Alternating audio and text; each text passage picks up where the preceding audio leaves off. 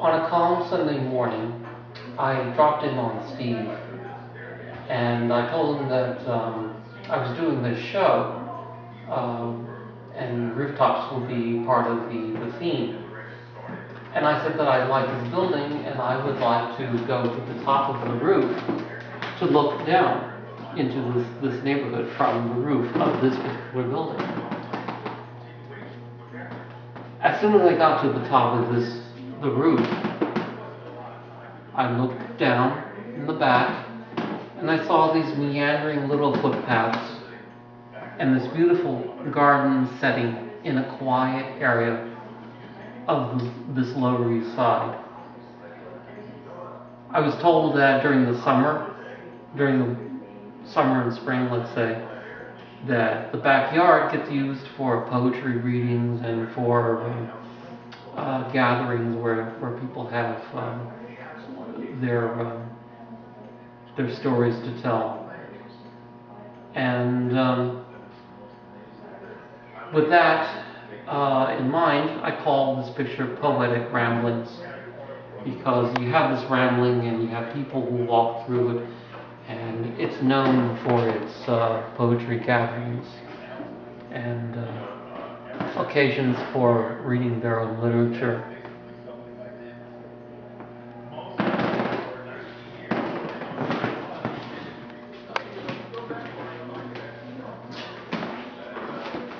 Here's an example of a waterfront scene in Redwood, Brooklyn. And there was a stillness on sort of like a mid-July afternoon. It's hazy and humid, and the waters had this faint odor that sort of evaporated under the sun's heat. And this odor of salt just gently floated into my nostrils and across my face. In the meantime, I'd see many water taxis come and go, and there would be this beautiful view of the harbor with a wide-angle lens. I can get a good shot of Brooklyn, Staten Island, part of Manhattan, Statue of Liberty, and part of Jersey too.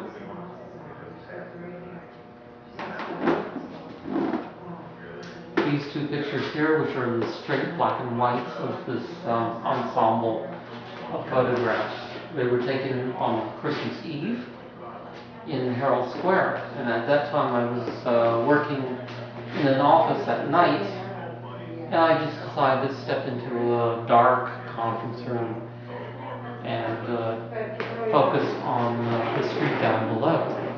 I must have been up on the fourth floor at that time.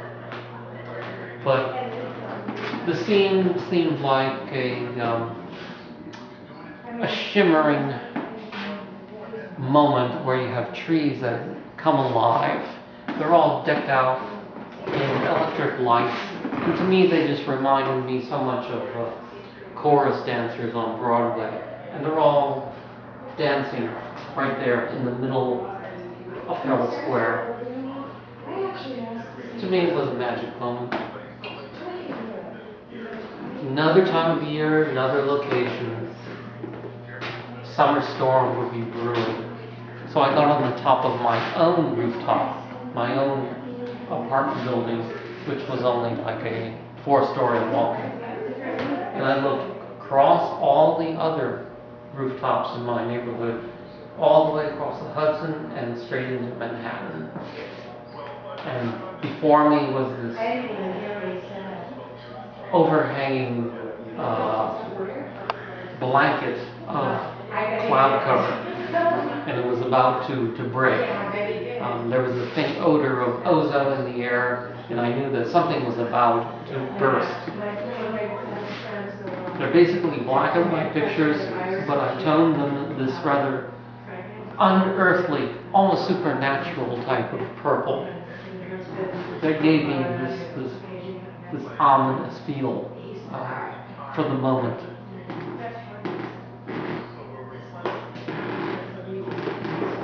This picture down here is somewhat self-evident. There was something very how would I put it?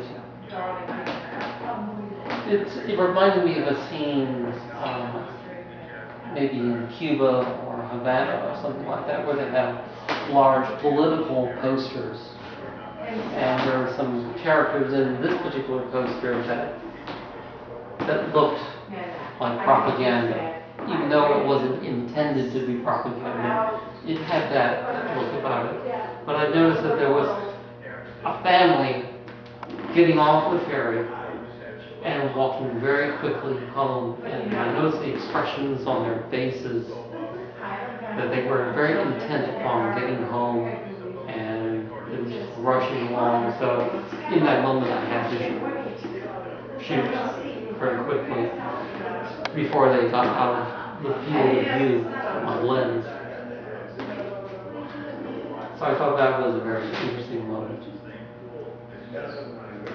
As I move across here,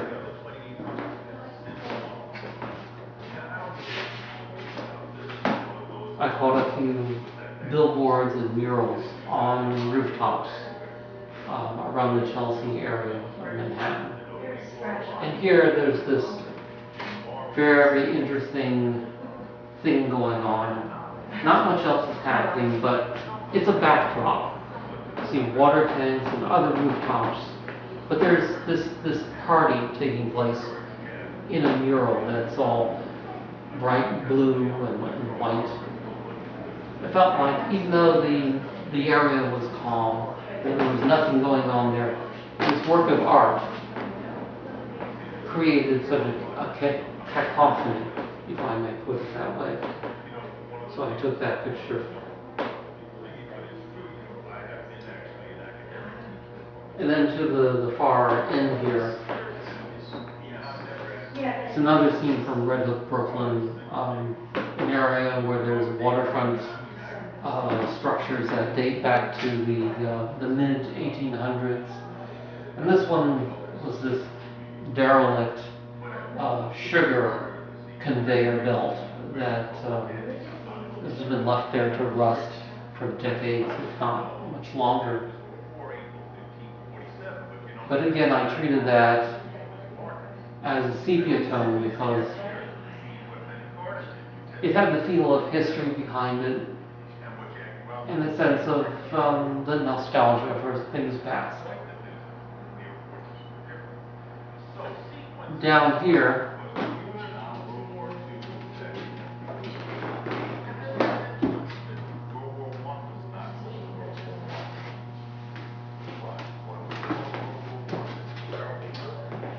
looking at 3 students, and they were practicing something. There was this person in the middle who was practicing with his camera, a young woman who was looking at the cameraman while the cameraman was looking at this other woman who was playing the part of a model. So there was this very interesting 3-phase connection with each other against this backdrop of a wall with a lot of texture on it. And I thought it was kind of funny that you had this type of connectivity.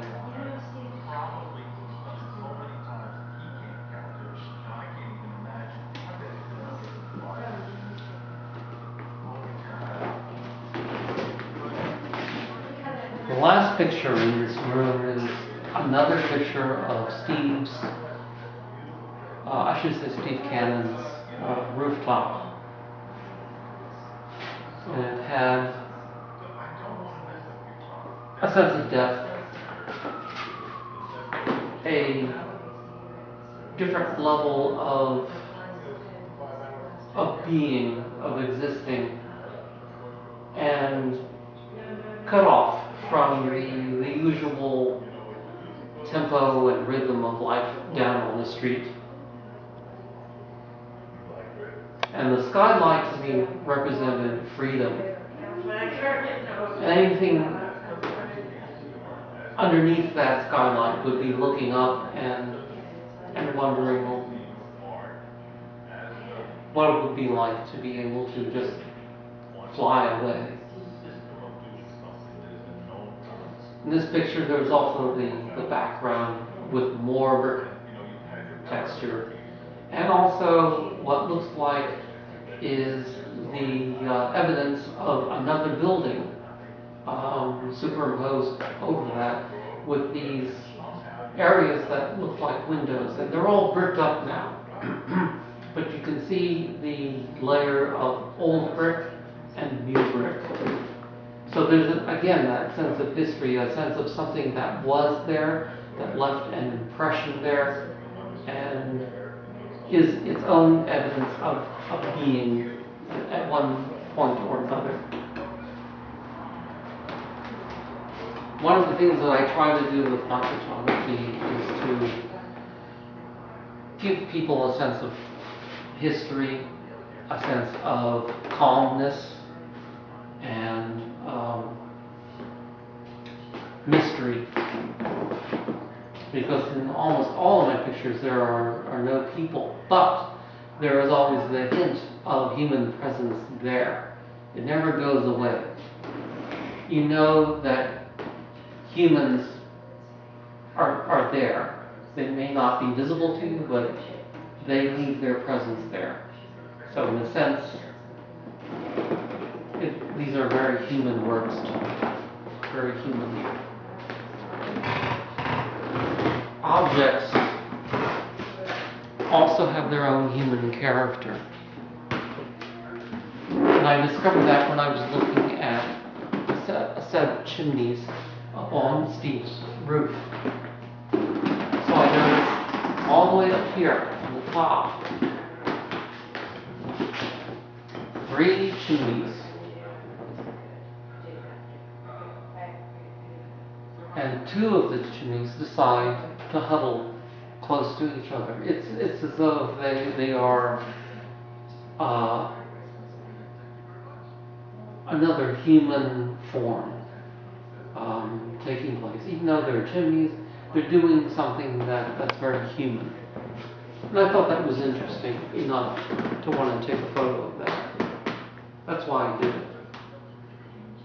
And again, it's in black and white in a sepia tone. So I'm capturing the sense of its past, even though it's in the present.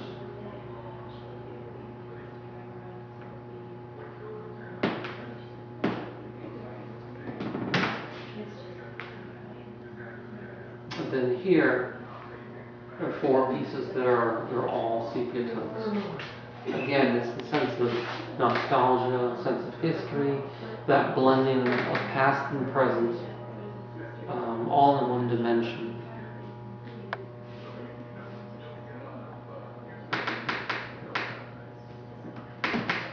I thought I'd share that with you, and thank you for joining me.